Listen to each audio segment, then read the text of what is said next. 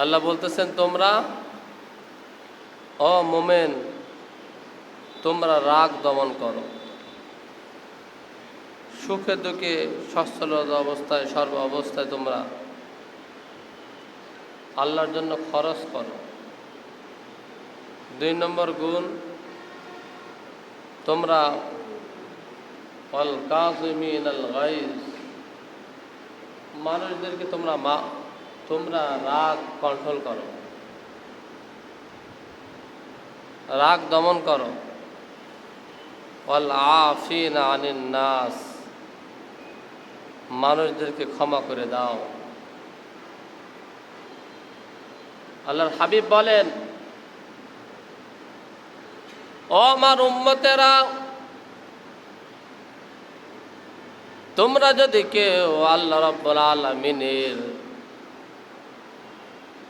রহমত আর মাগফিরাত পেতে চাও,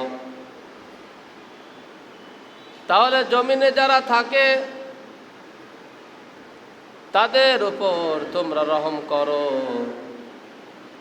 তাহলে আসমানে যিনি আছেন তিনি তোমাদের উপর রহম করবেন। বলেন সুবহানাল্লাহ। জমিনে যারা থাকে তাদের প্রতি রহম করো, দয়া করো। তুমি যদি দয়া করতে পারো তাহলে সুনিশ্চিত আসমানওয়ালা রব্বুল আলামিন তোমার প্রতি দয়া করবে। দয়া কি জিনিস তুমি তো বোঝোই না। কেউ যদি তোমার কাছে অন্যায় করে, অন্যায় যদি নাও করে, সুযোগ পাইলেই প্রতিশোধ নিয়ে নাও। প্রতিশোধ নেওয়া যাবে না।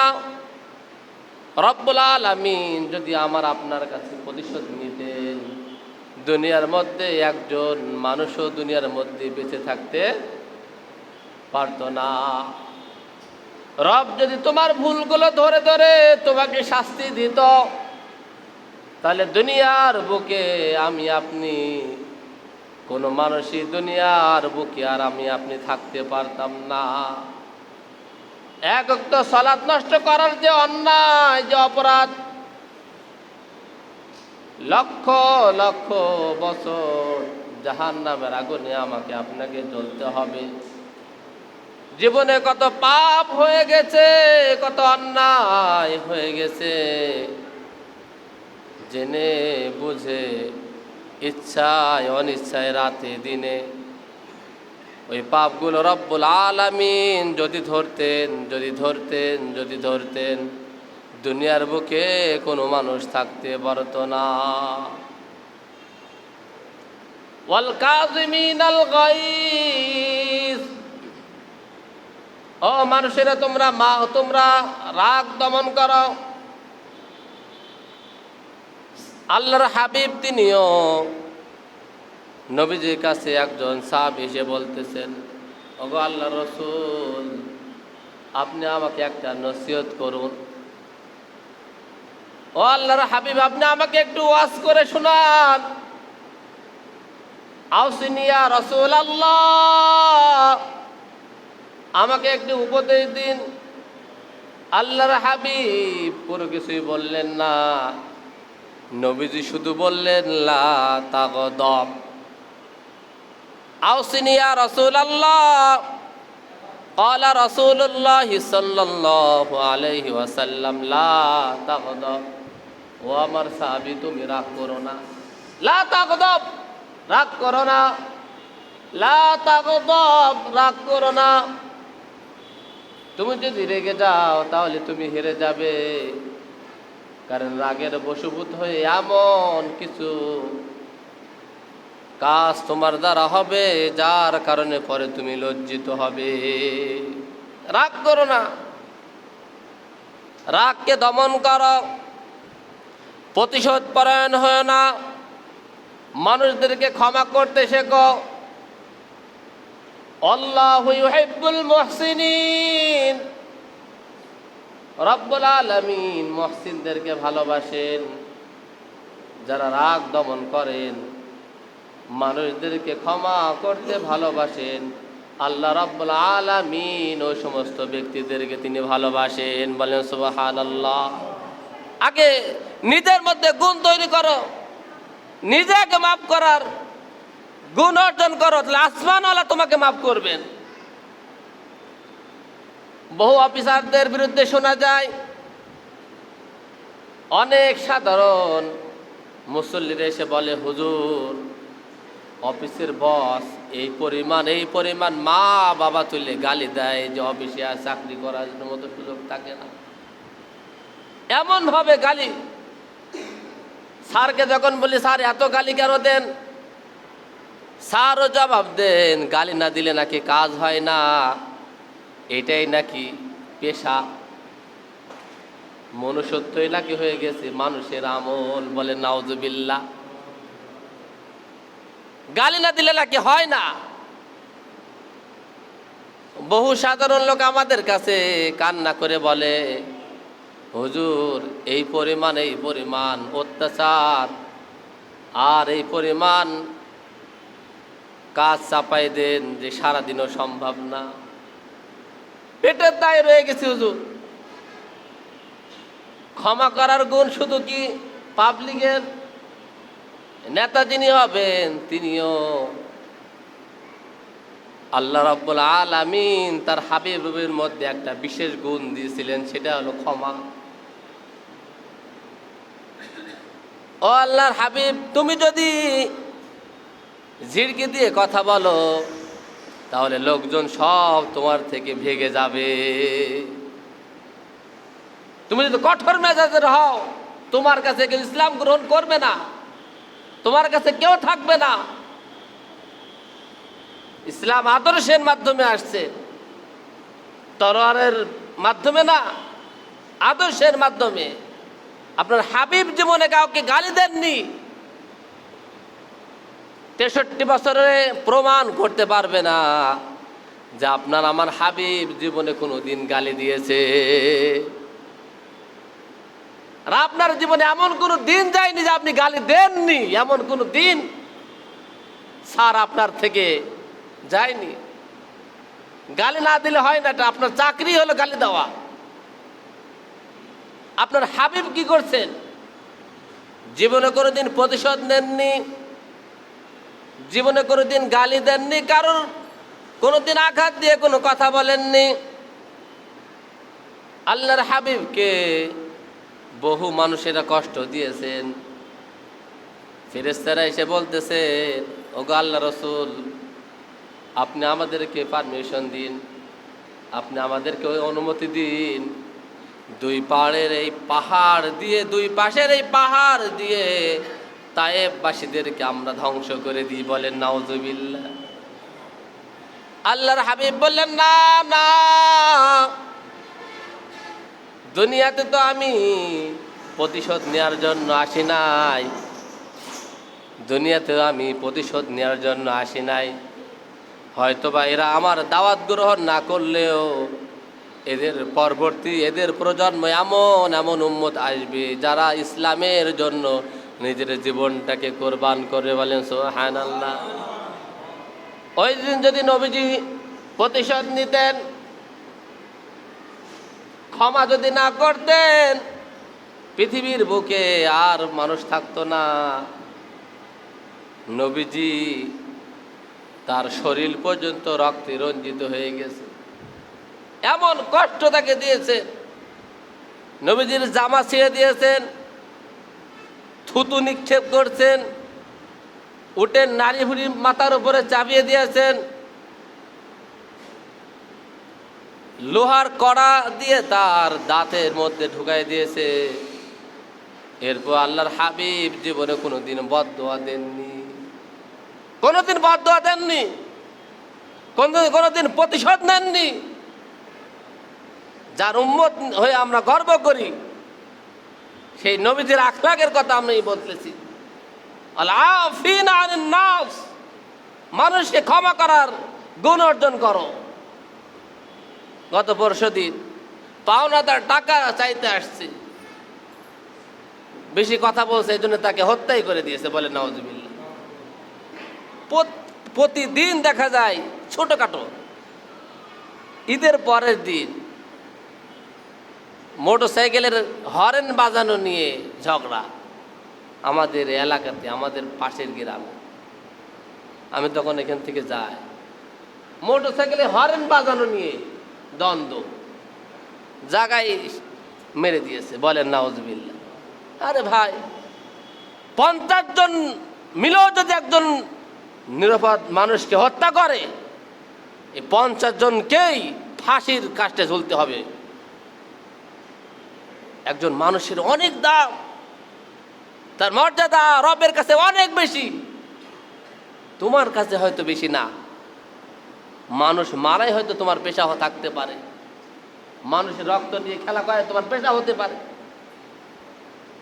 সমাজের মধ্যে যারা আছে, কোনো কিছু হলে রাজনৈতিক কায়দায় ঠেলে দেয়, দিয়ে পিঠায় তাদেরকে দুনিয়া থেকে প্রতিটা দিন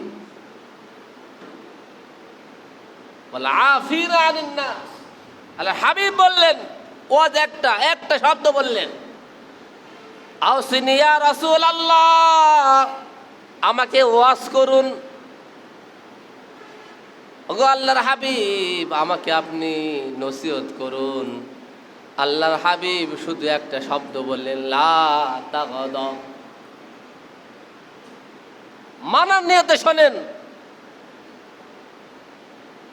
এই একটা হাদিস মানতে পারেন কিনা দেখেন। লা তাগদাব, তুমি রাগ করো না।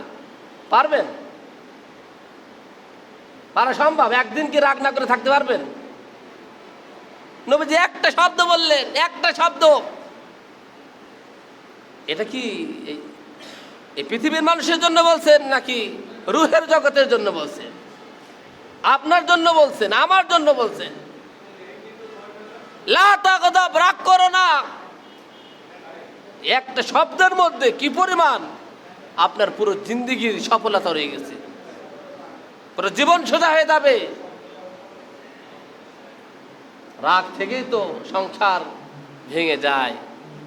রাগের উপরে বশীভূত হয়ে মানুষকে হত্যা করতেছে, সব কিছু রাগের উপরে। লা তাগদাব, তুমি রাগ করো না। ও আমার সাহাবী, তুমি রাগ করো না। জীবনের সব সমস্যাগুলো তোমার সমাধান হয়ে যাবে। বলেন সুবহানাল্লাহ। মাল্লা ইয়ারহামুন নাস লা ইয়ারহামুল্লাহ। যে ব্যক্তি মানুষের উপর দয়া করতে পারে না, আল্লাহ রাব্বুল আলামিন তার উপরে দয়া করেন না। হাদিসটা কার জন্য বলেন? আমাদের জন্য নাকি অন্য কোনো দেশের জন্য? আপনার জন্য না? মাথাটা নিচ করে শুনতেছেন, মনে হচ্ছে পিঠির উপর দিয়ে ওই পেছনে যে পড়তেছে। একটা হাদিস গ্রহণ করেন, আপনি দয়াশীল হলে আসমানওয়ালা আপনার উপর দয়া করবেন। এত ওয়াজ না তো, একটা হাদিস শুনে নেন। জীবনে কত হাদিস তো শুনছেন, কত আয়াত শুনছেন, কত তাফসীর শুনছেন। এমন কোনো জমা যায়নি যে আমি কোরআন থেকে একটা কথা বলিনি। মাল্লা ইয়ারহামুন নাস লা ইয়ারহামুল্লাহ। ও দুনিয়ার মুসলমানেরা, তুমি যদি মানুষের উপরে দয়া না করো, আসমানওয়ালাও তোমার উপরে দয়া করবে না। ও হাজী সাহেব, তোমার উপরে দয়া করবেন না। ও মালিক, তোমার উপরে দয়া হবে না। তুমি কি তোমার শ্রমিকদের উপরে দয়া করো? তুমি কি তোমার কাজের লোকটার উপরে দয়া করো? তুমি কি যারা দুর্বল তাদের সাথে তোমার ব্যবহার কেমন হয়? ওয়াল আফিনা আনিন নাস, ওয়াল কাযিমিনাল গায়জ, ওয়াল আফিনা আনিন নাস। যারা তাদের রাগ দমন করতে পারেন আর লোকদেরকে ক্ষমা করতে পারেন, রব্বুল আলামিন এই সমস্ত ব্যক্তিদেরকে কে ভালোবাসে? বলেন, কে ভালোবাসেন? কে ভালোবাসেন? রাগ দমন করবেন, মানুষদেরকে মাফ করবেন। কঠিন না তো, সহজ। প্রতিশোধ নিলেই পালোয়ান না, প্রতিশোধ না নেওয়ার মধ্যে পালোয়ান। থাপ্পড় দেওয়ার মধ্যে সফলতা না। আমি দিতে পারি, আমি থাপ্পড় দিতে পারি। হুজুর মানুষও 2 টাকার ইমাম, কি বাবা বলবে, কিছু হয়েছে, গুতা লাগছে, কিছু হয়েছে, আগেই দিয়ে দিলাম। এটা তো পারেন আপনারা সবাই। যা আল্লাহ কাকে ভালোবাসেন, যে প্রতিশোধ নেন তাকে ভালোবাসেন, নাকি ক্ষমা কর্ণওয়ালাকে ভালোবাসেন? মানুষকে তুমি যদি মাফ করতে পারো, আল্লাহু ইউহিব্বুল মুহসিনিন, আল্লাহ নিজে আপনাকে ভালোবাসেন। বলেন সুবহানাল্লাহ। ওয়া তাআওয়ানু আলাল বিররি ওয়াত তাকওয়া, সূরা মাইদার 2 নম্বর আয়াত। ওয়ালা তাআওয়ানু আলাল ইসমি ওয়াল উদওয়ান ওয়াত্তাকুল্লাহ ইন্নাল্লাহা ইউহিব্বুল মুহসিনিন। ও মুমিনেরা, তোমরা সহযোগিতা করো, একে অপরকে সহযোগিতা করো, একজন অন্যজনের সহযোগিতায় লিপ্ত হও, ভালো কাজে সহযোগিতা করো, ভালো কাজে সহযোগিতা করো, মন্দ কাজ বিরোধিতা করো। মন্দ কাজে টাকা দেয়া তাও কিন্তু গুনার স্বামী। অপরাধের মধ্যে বিশাল পতাকা তৈরি করবে, গ্রামের মন্ডল চাঁদা তুলতেছে, আর যাই হোক পতাকা ইহুদি খ্রিস্টানদের পতাকা তৈরি হবে, টাকা দাও। গ্রামে দেখলাম টাকা তুলতেছে, পুরো এলাকাটাকে ওই রঙে রঙিন হয়েছে। নাম নাই বললাম, টাকা দাও। হুজুর আপনিও কিছু দিয়ে শরীক হন। কত বড় জাহেল, কত বড় নাস্তিক। ওর ইমান আছে? আপনারা কোন ইমান আছে? তোমার আদর্শ কে? ওই ইহুদি খ্রিস্টান না নবী মুহাম্মদ? কে তোমার আদর্শ? যার সাথে যার মহব্বত, তার সাথে তার কোরআনের কথা। মহব্বত যার সাথে হবে, কিয়ামত আপনার তার সাথে হবে। কলিজা দিয়ে ভালোবাসেন, পতাকা টাকাতে দিয়ে ছাদ থেকে পড়ে মারা গেছে, বলেন নাউজুবিল্লাহ। কিয়ামতের দিন আপনি তার সাথে থাকবেন? আপনি যার পতাকা টাকাইতেছেন, কিয়ামতের দিন তার সাথে আপনি উঠবেন, থাকবেন? ও তো বিবাহের আগে ও 3টা বাচ্চা হয়েছে। আপনি যার গেঞ্জি গাইতেন, তার বিবাহের আগে কয়টা বাচ্চা হয়েছে? ওইটা আপনার আদর্শ? ওর দেশে আপনার হাবিবের নাম উচ্চারণ করা যায় না, আপনার নবীকে যে মানে না, আপনার রবের আজানের ধ্বনি যে দেশে দেওয়ার সুযোগ নেই, আপনি তার গেঞ্জি গায়ে দিতেছেন, দিয়ে নামাজ পড়তেছেন, সমাজের মানুষের কাছে টাকা তুলতেছেন। কত বড় মস্তিষ্ক শয়তানে পেশাব করছে মাথার ভিতরে। এতটাই নষ্ট হয়ে গেছে, এতটাই পচে গেছে। আপনার সন্তানকে জাহান্নামের আগুন থেকে বাঁচানোর দায়িত্ব আপনার। আগে নিজে বাঁচুন, নিজের সন্তান, নিজের আহল পরিবারকে বাঁচান। সন্তান যদি নষ্ট হয়, প্রথম বিবি দায়ী। এমন বউ বিবাহ করে নিয়ে আসছেন, কোনো যোগ্যতা নেই, সন্তান পালনের কোনো যোগ্যতা নেই তার। সন্তানকে আল্লাহমুখী করার দায়িত্ব আপনার। সন্তান নষ্ট হলে প্রথম বিবির উপরে তার দোষ আসবে। এজন্য আমার ভাই, সামনে সুযোগ হলে আরো কথা বলবো। কোনোভাবেই বেঈমানদের কোনো রীতিনীতি যেন তোমার আদর্শ না হয়। ও মুসলমান, তুমি আল্লাহকে বিশ্বাস করো, আল্লাহর হাবিবকে তুমি ভালোবাসো, তার জন্য তুমি সেজদা দাও। একটা কথা বলবেন আপনারা অনেকেই, বেশিরভাগ মানুষ বলবেন, কি বলবেন কান্ত? যেহেতু সময় নেই তাও বলি, প্রশ্নটা বলি, উত্তরটা আজকে দেব না। হুজুর সব জায়গায় কি ইসলাম নিতে হয়? হুজুর, এই মাওলানা সাহেব, সব জায়গায় আপনার ইসলাম ঢুকান, এরকম মানুষ আছে না নেই? আছে না নেই? এই জবাবটা কোরআন দিয়ে দেবো আগামী সপ্তাহে। খালি বলে সব জায়গায় খালি কোরআন, সব জায়গায় ইসলাম টেনে নিয়ে আসেন। নির্বাচনে গেলাম সেখানেও ইসলাম, একটু খেলাধুলা করবো সেখানেও ইসলাম, একটু বিয়ে শাদী সেখানেও ইসলাম। আমি বিয়ে পড়াতে নিয়ে গেছি এখানে এক জায়গায়, সব অডিও ভিডিও করতেছে, মেয়ের সামনে, মেয়ের কাছে আবার নিয়ে গেছে। বললাম ভাই ইসলাম দে। আরে হুজুর সব জায়গায় ইসলাম মানলে হবে? তাহলে আমার ছাড়াই আপনারা কাম করেন, আমারে বাদ দেন তাহলে। আল্লাহ রাব্বুল আলামিন আমাদের জীবন মরণ সর্বক্ষেত্রে এই কোরআনকে মানা তৌফিক দান করেন, বলে আমিন। সবাই মানবেন ইনশাআল্লাহ। পরিবারের মধ্যে এই কোরআনকে ফিট করা তৌফিক দান করেন, বলে আমিন। ওয়া আখিরু দাওয়ানা আলহামদুলিল্লাহি রাব্বিল আলামিন। সুন্নাত আদায় করে